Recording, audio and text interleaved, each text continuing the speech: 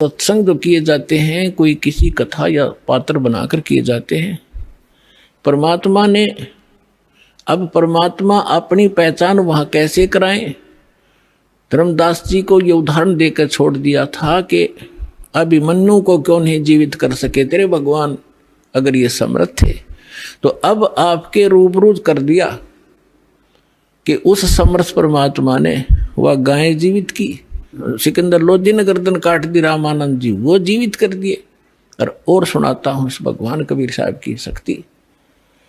अब जब वो कबीर साहब से सिकंदर लोधी ने अर्ज किया कि हे भगवान, हे अल्लाह के रूप, आप दिल्ली चलो मेरे साथ, और वहां की जनता में भी यही आग फैल रही है, हिंदू और मुसलमानों की आपस में बहुत झगड़े रहते, मुझे भी चैन से नहीं रहने देते। आपके इतने निर्मल विचार हैं दाता, वो सारे एक हो जाएंगे, आप मेरे साथ चलो। परमात्मा बोले मैं ऐसे नहीं चलता, पहले मेरा शिष्य बन तब मैं जाऊंगा।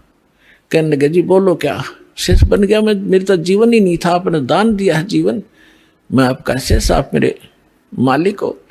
परमात्मा बोले सुन ले, कुछ नियम होते हैं शिष्य के, शराब मांस तमाकू छुआ नहीं का, और अपने राज्य में मुनादी कर देना, प्रतिबंध लगा देना, कोई जीव हिंसा नहीं करेगा। अब उसने कहा कि देखो जी मैं प्रयोग नहीं करूंगा मांस आज के बाद, ये मेरा पक्का वायदा हो लिया।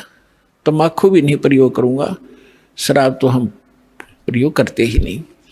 और दूसरी रही बात कि मैं प्रतिबंध जरूर लगा दूंगा, लेकिन मैं मजबूर हूं, ये मुसलमान मेरी मानेंगे नहीं, और मैं ज़्यादा जोर दूंगा तो मेरा राज खत्म कर देंगे, इसलिए मैं विवश होऊंगा इस बात पर। परमात्मा बोले ठीक है, तू मत खाना। अब ठीक है जी।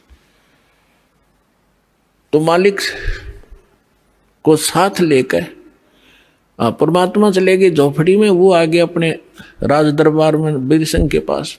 तो वहां शेख तकी नाम का जो गुरु था मुसलमान, उसको जाकर के राजा ने बताना ही था अपनी खुशी कि भाई आज मैं कमाल हो गया, मैं बिल्कुल स्वस्थ हो गया तकी, शेख तकी जी, हे पीर जी। और कबीर साहब ने केवल आशीर्वाद दिया था, मेरे सिर पे हाथ रखा था, मैं स्वस्थ हो गया, मेरा कति आज कोई मुझे रोग का नामो निशान नहीं है, मैं बहुत खुश हूँ। और वीर सिंह अब खाना खाऊंगा, और खूब छक कर रोटी खाई। अब कहते हैं दो फकीर और दो वजीर ये कभी भी एक दूसरे की प्रशंसा सुन नहीं सकते। अब उसके आग लगी कि तेरी महिमा कम और कबीर की महिमा ज्यादा होगी। तो मुंह चढ़ा लिया शेख तकी ने। सिकंदर लोधी को मालूम था कि शेख तकी रूस गया तो मुसलमान ग्रुप सारा रूस गया तेरा, और ये आग लगा देगा, तेरे राज को नाश करवा देगा। चिंतित हुआ, पूछा क्या बात है, क्यों चिंतित हो, कैसे आपने नाराज हो गए मेरे से? तो उसने कहा कि मेरी क्या जरूरत है, अब तुझे पीर मिल ही गया है, काफिर काफिर। अब उसने सोचे, सिकंदर लोधी ने कहा ये तिसका तो यो रोग लग गया भाई। तो कहने लगा जी क्या बात है बताओ तो, कि क्या जरूरत है तुझे? तो कहता ठीक कर दिया, और आप ये कहते हो रामानंद को जीवित कर दिया, मेरे सामने जीवित करके दिखाओ तब मानो मैं। अपने आत्मा सिकंदर लोधी चिंतित हो गया। अब वीर सिंह ने एक बीच का रास्ता निकाला। वीर सिंह ने कहा शेख तकी जी देखो, आप भी पीर हो, गुरु हो, और वो भी गुरु हैं। देखो संतों की लड़ाई ज्ञान की होनी चाहिए, इन सिद्धि शादियों की नहीं होती, क्योंकि वो ज्ञान से परिचित थे। आप ज्ञान की चर्चा कर लो उनके सामने, हम बुला लेते हैं, बुला लो बुला लो। अब कबीर साहब आ गए, सिकंदर लोधी और सारे बैठ गए, हजारों लोग श्रोता आ गए। तब परमात्मा ने कहा कि बोल प्रसन्न कर भाई शेख तकी। उसने कहा कि हमारे पीर जो मोहम्मद जी थे ये अंतिम रसूल थे, उसके बाद कोई रसूल नहीं आएगा, और जो साधना हम करते हैं वो हमारे अल्लाह ने सीधा बताया था हजरत मोहम्मद जी को, और कुरान शरीफ का ज्ञान सीधा दिया था एक फरिश्ते के माध्यम से, जबरील के माध्यम से। हमारा कुरान शरीफ 1 नंबर का ज्ञान है और आपका ज्ञान व्यर्थ है। ये गॉड गिवन नहीं है। हमारी साधना सर्वश्रेष्ठ है। तो परमात्मा ने कहा कि देखो पीर जी, परमात्मा की भक्ति किस लिए की जाती है? घर में सुख हो, शरीर स्वस्थ रहे, घर में कोई दुर्घटना ना हो, कोई अशांति ना हो, कोई इसी प्रकार का कोई ऐसा अनहोनी ना हो, ऐसे इसलिए करते हैं। और मोक्ष हो, कहाँ ऐसे करते हैं कि आप हजरत मोहम्मद जी जितनी साधना, नमाज या कोई परहेज रख सकते हो कि नहीं? नहीं, वो तो महापुरुष थे, वो तो नबी थे, रसूल थे। तो उन जितनी आप नमाज भी नहीं कर सकते इसी श्रद्धा से। हजरत मोहम्मद जी का जीवन देखो, वो पहले भी दुखी थे और नबी बनने के बाद भी दुखी। साधना करते करते कर टूट गया उनके ऊपर। पहले उसकी मां की गर्भ में थे जब पिता की मृत्यु, 8 वर्ष के हुए, जब 6 वर्ष के हुए जब मां की मृत्यु, फिर दादा पाले था, 8 वर्ष के हुए दादा की मृत्यु, अनाथों की तरह पला। और फिर उसका 25 वर्ष की आयु में एक 40 वर्ष की आयु की एक औरत से विवाह हुआ, जो 2 बार पहले विधवा हो चुकी थी। उसके बाद उससे उसको 6 संतान मिली, 7 संतान हुई, 3 पुत्र और 4 पुत्रियां। और जब वो नबी बन चुका था उसके बाद उसकी 3 पुत्र मर गए उसकी आंखों के सामने। तो खाक साधना तुम्हारी, और इस भक्ति से ऐसे कर टूटते रहे तो क्या भक्ति है ये तुम्हारी? अब फिट्टे मुंह हो गया उसे शेख तकी, चुप हो गया। कहने गए तो हमारे नबी की बेइज्जती करता, हम सुन नहीं सकते हैं, ये कहकर उठकर झंडी बाड़ी दी।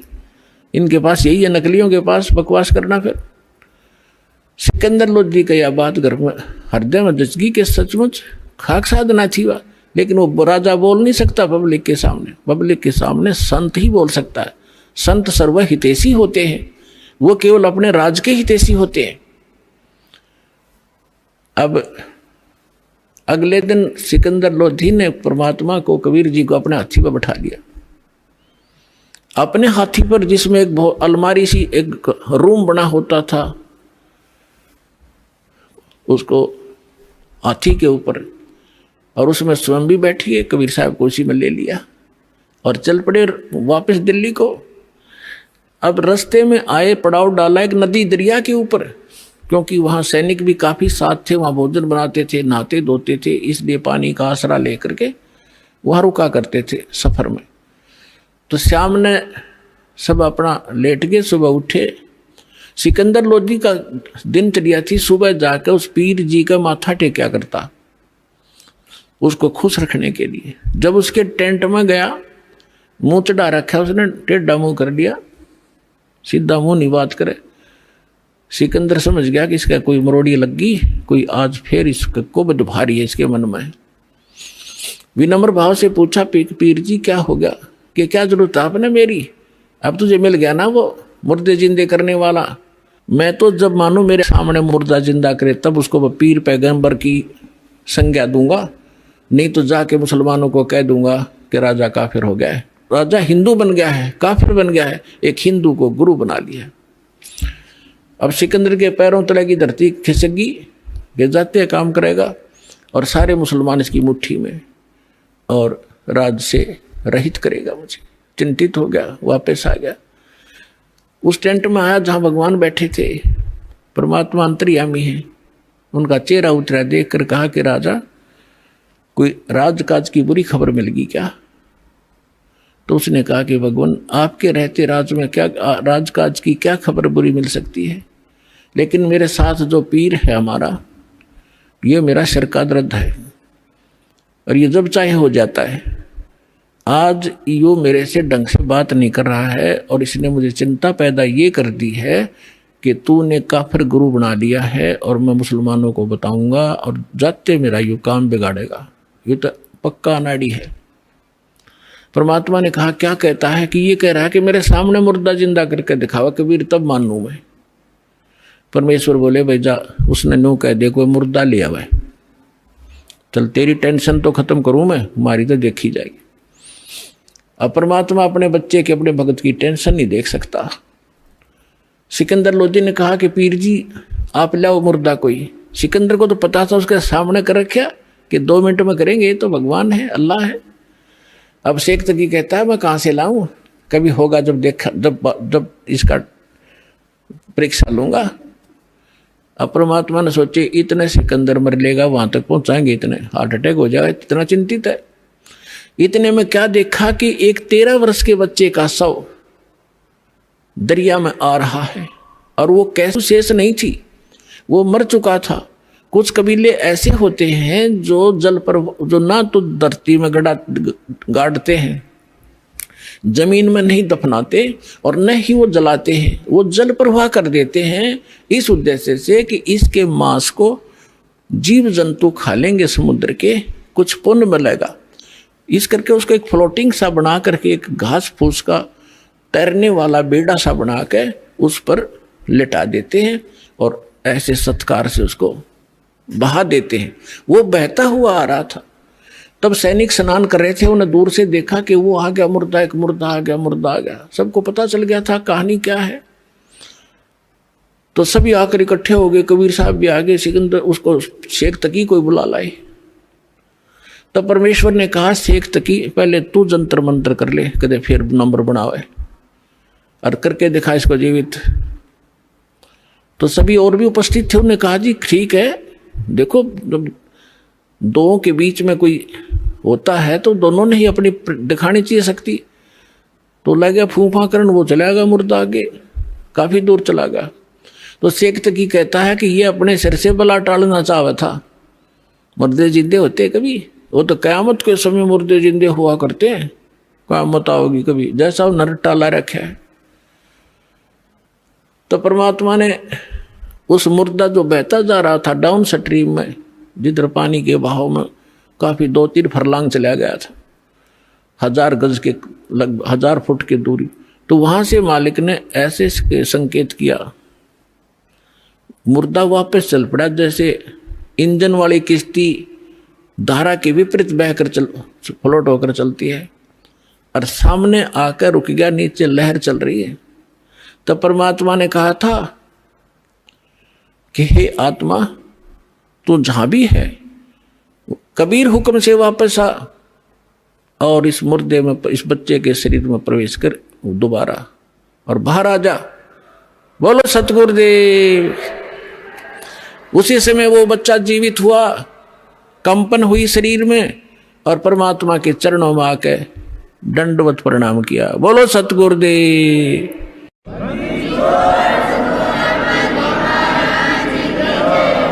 जय जयकार होगी।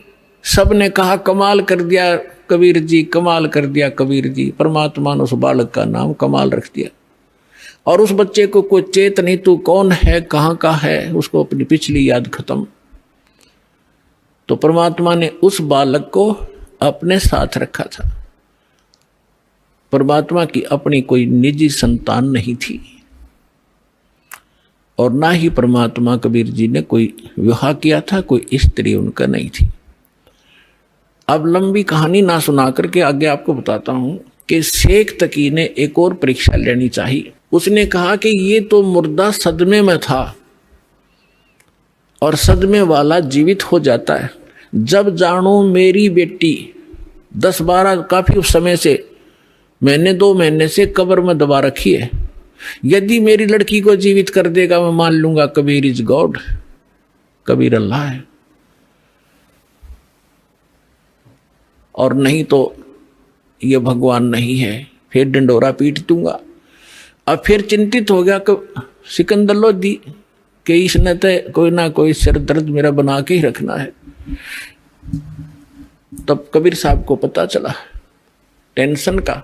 तब कबीर साहब ने कहा कि ऐसा करो सिकंदर, इनसे कहो आप आसपास के अक्षेत्र में अनाउंसमेंट कर दो कि तीसरे दिन शेख तकी की बेटी कब्र से निकालकर कबीर जीवित करेगा, कबीर जी।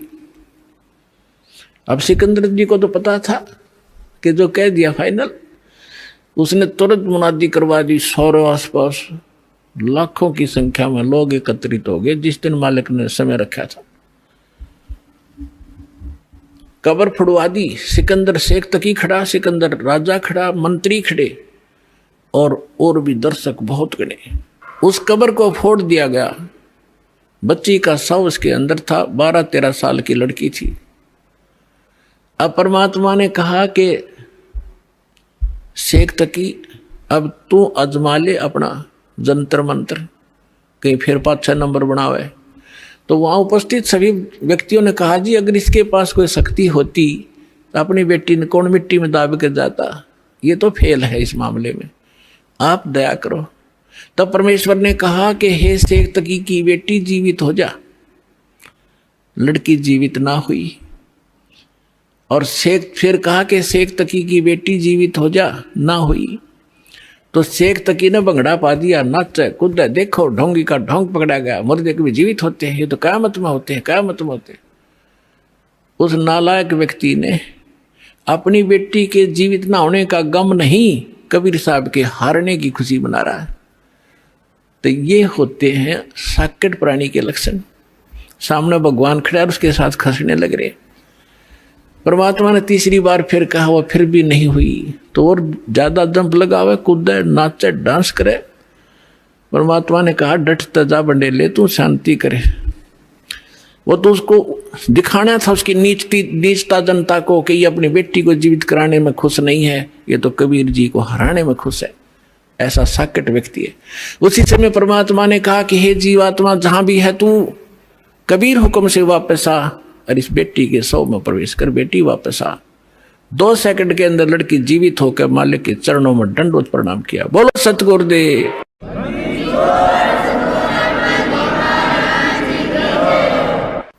अब सबने कहा कि दाता कमाल कर दिया, मालिक कमाल कर दिया, परमात्मा। परमेश्वर ने कहा कि उसका नाम कमाली रख दिया परमेश्वर ने, और जा बेटी तेरे पिता के साथ ले जा शेख तकी।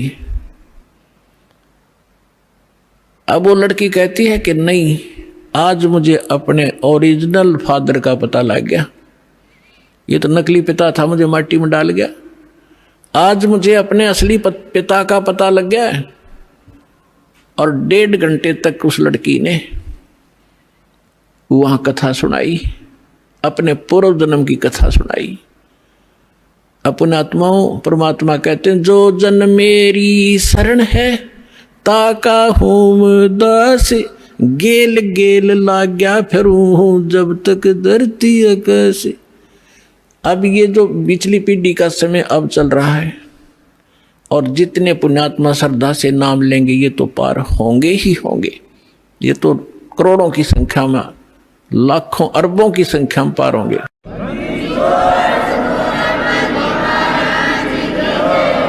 लेकिन इस भक्ति युग के अंत में कुछ ऐसी काल के दूत आएंगे, धीरे धीरे भ्रमित करना शुरू करेंगे, तो अपने आप ऑटोमेटिकली है, वो तो होगा ही होगा। उस समय कुछ भक्त रह जाएंगे, वो पार ना हो पाएंगे। तो उनमें से यही आत्मा कमाली और कमाल की थी। तो परमात्मा, उस लड़की ने अपने पूर्व जन्म की कथा सुनाई। पहले भी ये मुसलमान घर में जन्मी थी, ये अपने पिता के घर पर थी, और श्रद्धा पिछली भक्ति की इतनी गजब की थी, बहुत कनी।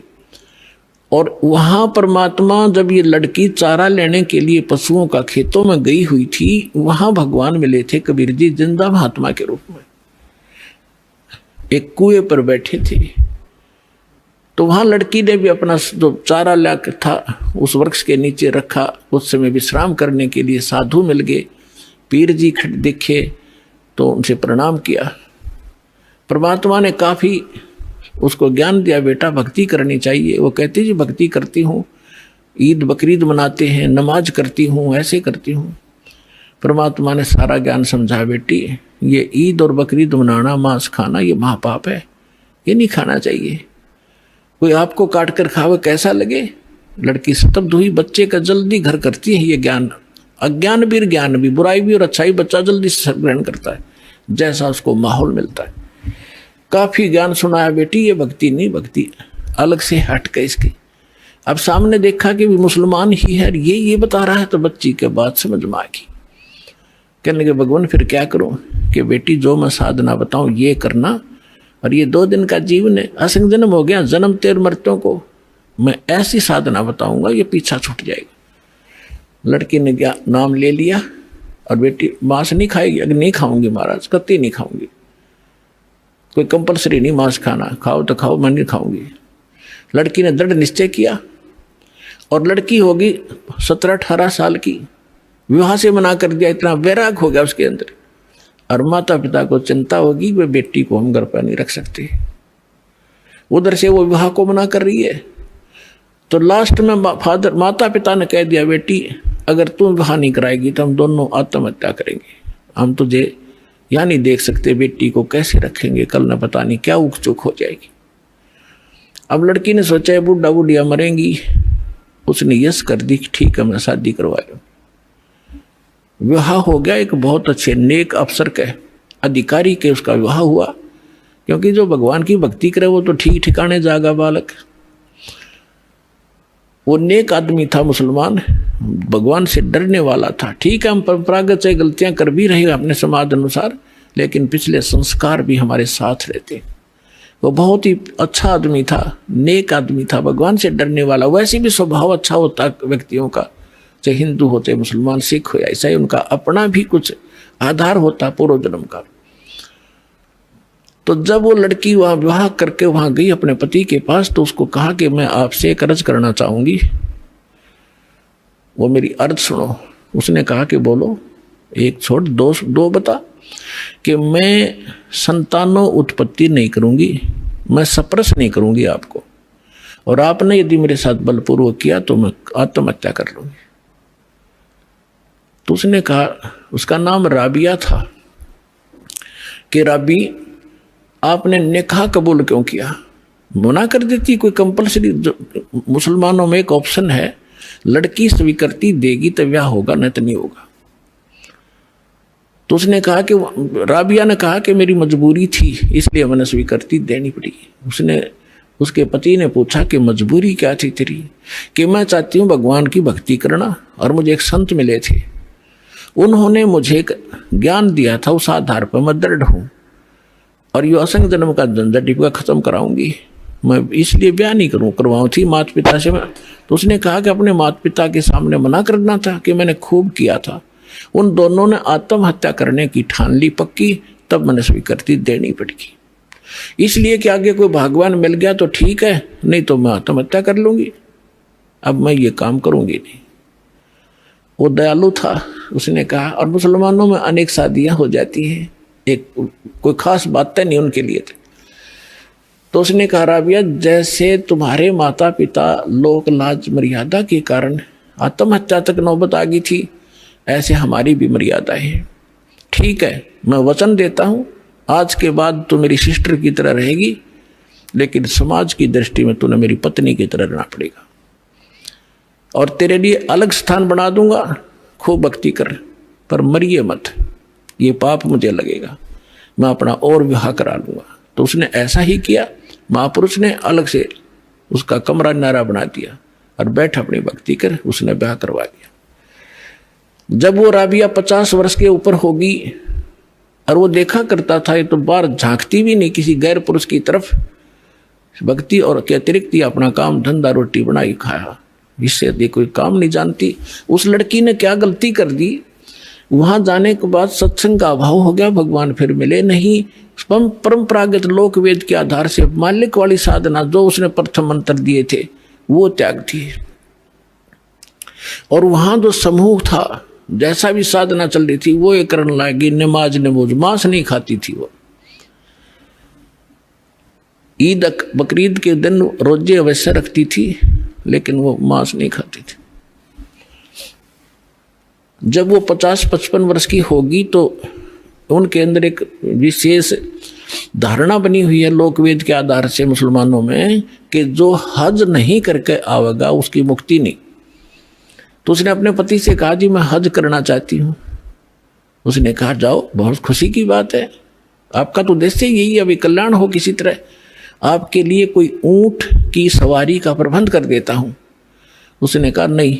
राबिया ने कहा नहीं, मैं पैदल जाऊंगी, श्रद्धा से जाऊंगी, और भी बहुत सहेली जा रही हैं, और भी बहुत से लोग जा रहे हैं, उनके साथ चली जाऊंगी। अच्छा जाओ फिर। अब वो चल पड़ी। अपने आत्मा देखते जाना, इसका रिजल्ट क्या है भक्ति का। हमने आज तक छोटे मोटे चमत्कार किसी के देख लिए, उसी को सिद्ध और महात्मा और भगवान मान लिया। ये अध्यात्म ज्ञानहीनता थी। अब लड़की जा रही थी, वो माई, और सफर में कोई आगे चला गया, कोई पीछे रुक गया। उस समय वो अकेली जा रही थी। रास्ते में उसको प्यास लगी, खुद स्वयं को सामने कुआं देखा। कुआं था, कुएं पर बाल्टी नहीं थी, ना कोई रस्सी थी। एक कुतिया प्यासी थी, उसके बच्चे छोटे छोटे दूरी पर उसने देख लिए थे। और कुतिया कभी कुएं में झांक रही थी, कभी राबिया के पैरों में आकर चाट रही थी, फिर कुएं की तरफ भाग रही थी। समझ गई राबिया कि ये प्यासी बहुत है, और यदि इसको जल नहीं मिला तो ये मरेगी, साथ में मरेंगे बच्चे इसके। और औरत के अंदर दया भगवान ने एक नारी दे रखी है, विशेषकर बच्चों के समय। तो वह एकदम, और कुछ पिछले संस्कार थे, भगवान आत्मा थी, भगवान से कोई जन्मों से पीछे से चलती आ रही थी। फिर हम रह जाते हैं, बिचल जाते हैं, छोड़ देते, ये माया, इस माया में फंस जाते। तो उस लड़की ने देखा आसपास कोई गांव नगर नहीं, ना कोई रस्सी है ना बाल्टी है। लड़की ने अपने कपड़े उतारे, पहले मोटे मोटे कपड़े हुआ करते थे हाथ के बने हुए, अपना कपड़ा उतारा, चुंदड़ी, और उसको अपने बाल पाड़े। एक दो चार बाल पाड़ के देखियो कितना दर्द होगा। लेकिन उस परमार्थ में उस बेटी ने एक नहीं देखा, फटाफट अपने सारे बाल पाड़ कर रस्सी बनाई लंबी। बहुत लंबी रस्सी बनानी पड़ी क्योंकि पानी गहरा था। बांध कर उसने अपनी बात कपड़ा और उसके अंदर पानी में भिगोया, और बाहर एक मटका टूटा हुआ पड़ा था, उसका पात्र था आधा, उसमें निचोड़े कुतिया साथ साथ पीवे। वह कुतिया छका दी, अपने बाड़ बूढ़ खून खान निकला था उसको पूछ पाछ के, और चालन की तैयारी करी थी।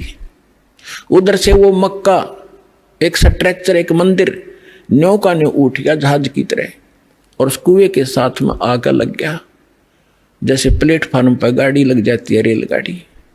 अब उसने देखा, उसने जाना ही मक्का में था, उसने सोची तो पहुंच गई मक्का, फट मक्के में प्रवेश किया। फिर वहां से उठा, वहां के लोग दे हैरान है, मक्का गया कहाँ। उस समय एक अब्राहिम अधम नाम, सुल्तान नाम का एक व्यक्ति था। वो अपने पूर्व जन्म में भी संस्कारी था, ऐसे ही भगवान का ही वो पिछला संस्कारी था। और उसने भी उसको भी उस जन्म में परमात्मा कबीर जी मिले थे, जिंदा महात्मा के रूप में उसको भी ज्ञान दे रखा था। और वो सुल्तान अधम वाली आत्मा, सुल्तान अधम तो वो आगे आके बना है, वही आत्मा उस मक्का में गई हुई थी मुसलमान होने के नाते, कि वहाँ के लोगों को समझाऊंगा कि ये साधना गलत है। तो वहाँ वो प्रचार कर ही रहा था बैठ के, तो लोगों ने पूछा ये मक्का कहाँ गया। तब अधम सुल्तान ने कहा, उस आत्मा ने कहा, मक्का नहीं मकाम, और गया रांड के लेन को नो कह अधम सुल्तान। अब सुल्तान अधम तो ये कह रहा है कि एक रांड को लेने गया, निकम्मी औरत को। अब आम आदमी के गले कैसे उतरे कि निकम्मी आदमी औरत को के लिए मक्का चला गया। लेकिन वो किस दृष्टिकोण से कह रहा था,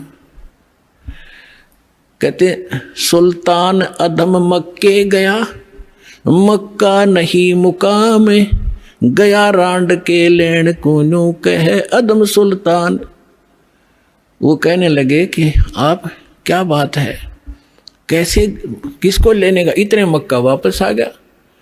उसमें वापस आया तो वो लड़की जिसके सिर पर बाल नहीं, सारी कहानी उसने बताई, और देखने वाले भी आसपास निकट इकट्ठे हो गए थे, कैसे हो गया। वो भी मक्के में चढ़ लिए साथ में। तो आकर जब उसने पूछा कि क्या कारण हुआ, उन्होंने सबने मिलकर बताया कि ऐसे ऐसे इसने एक कुतिया और उसके बच्चों की जान बचाई, बाल पाड़ कर रस्सी बांट के पानी पिया, और ये उद्देश्य लेकर यहाँ आ ही रही थी, तो भगवान ने इसके लिए मक्का ही भेज दिया। तो इतनी प्रशंसा की पात्र बन गई पूरे मुसलमान धर्म में कि भक्ति हो तो राबी जैसी, भक्ति हो तो राबी जैसी, जिसके लिए मक्का भी उठकर चला गया। लेकिन क्या इससे मोक्ष था उसका? फिर इब्राहिम सुल्तान से पूछा कि आप इसको ऐसी निकम्मी लड़की क्यों कह रहे थे, इसने तो ऐसा कुर्बानी कर दी, जिसके लिए मक्का चला गया उसको आपने कैसे कहा ये निकम्मी लड़की है? तब इब्राहिम सुल्तान वाली आत्मा ने कहा कि यह निकम्मी है, इसको भगवान मिले थे जिंदा महात्मा के रूप में, इसने वह भक्ति छोड़ दी, ये डलेड हो रही है इसलिए निकम्मी है। उसके बाद राबी ने बताया कि फिर मेरा जन्म वो मृत्यु होगी, वहां मेरी प्रशंसा हो रही है, अगला जन्म मेरा एक बांसुरी का हो गया। एक बांसुरी नाम की लड़की बनी मैं, और गाने गा गा के इतनी सुरीली आवाज से पर धार्मिक भगवान की शब्द सुनाया करती थी, बहुत प्रसिद्ध होगी। और वह भी फिर वृद्ध हुई जब मक्के में गई। अब मक्के में जाकर उसने पता था कि जो मक्के में मरता है, ऐसा ज्ञान सुन रखा था लोक वेद से, वो सीधा भिष्ट जाता है, स्वर्ग में जाता है, हेवन में जाता है। लड़की ने सोचा हेवन के लिए तो ये सारा कुछ कर रहे हैं, और मक्के में मरने से हेवन मिलता है, स्वर्ग मिलता है, तो वहीं कर्द से अपनी तलवार से गर्दन काट दी, मक्के में चढ़ा दी। सबको वाह वाह की पात्र बन गई कि भक्ति हो तो बंसुरी जैसी, बंसुरी तो गई सीधी भिष्ट में, सीधी स्वर्ग गई, ये तो इसने मक्के में शीश चढ़ा दिया। फिर बताती है कि मैं कहाँ गई, अगला जन्म मेरा एक वैश्या का बना, मैंने अपने खूब कर्म फोड़े, वो मेरा जन्म फिर समाप्त हुआ। अब मेरी आयु 12 वर्ष की मनुष्य जीवन की शेष थी, मानव शरीर की। और ये भी वहां धर्मराज के दरबार में जब मैं गई हुई थी, वहां मुझे पता चला, धर्मराज ने बताया कि ऐसे ऐसे तुझे कोई संत मिला था, वो साधना तूने 4 वर्ष की थी। हाँ जी, 4 वर्ष की थी। उसके बाद उसके कारण तुझे ये इतने मनुष्य जीवन मिले हैं। अब तेरा मनुष्य जीवन शेष नहीं है, अब तू पशु योनि में जाएगी। कुछ दिन इंतजार कर, तेरा नंबर आते ही वहां ठोक देंगे तुझे। तो उसने बताया कि ये आज परमात्मा खुद पहुंचे वहां पर, और धर्मराज के सामने वकालत करी वकील बन के कि ये मेरी भक्तनी थी, पिछले जन्म में मेरी साधना कर रखी है, इसको छोड़ तू अकाउंट नहीं ले सकता। धर्मराज ने हाथ जोड़ लिए और इनको वापस दे दी मेरी आत्मा। मैं यहाँ खड़ी हूँ। लोगों ये भगवान आए हैं, ये अल्लाह अकबर है, आँख खोल लो, शरण ले लो। लाखों लोगों ने कबीर साहब की शरण ली। बोलो सतगुरुदेव।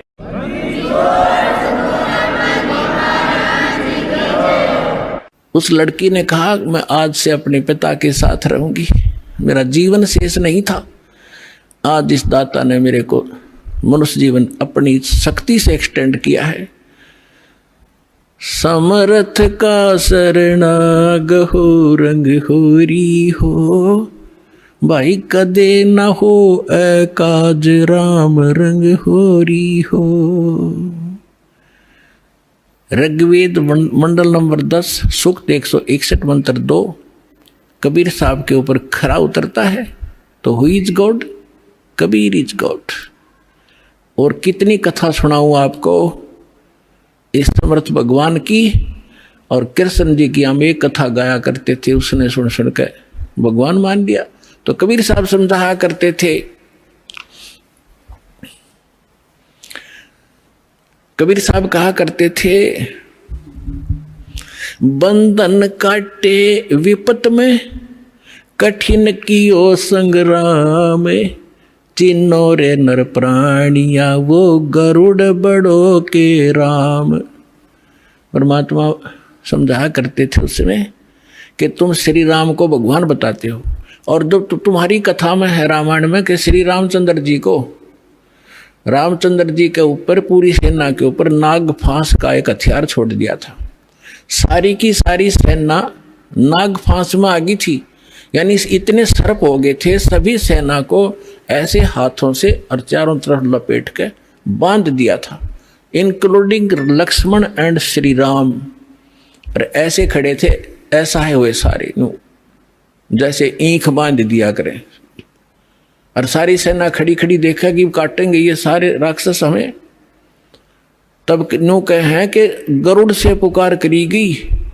गरुड़ वो पक्षी जो श्री रामचंद्र विष्णु जी का वाहन बताते हैं। गरुड़ आए, गरुड़ ने फिर उनके नाग काटे, सारे नाग मार दिए। जब भगवान श्री राम बंधन मुक्त हुए, परमात्मा कहे फिर बंदी छोड़ कौन होया? गरुड़ हो गया, तेरे राम का भी बंदी छोड़। काटे बंधन विपत में, वो कठिन कियो संग्राम, चिन्नो रे नर प्राणिया ये गरुड़ बड़ो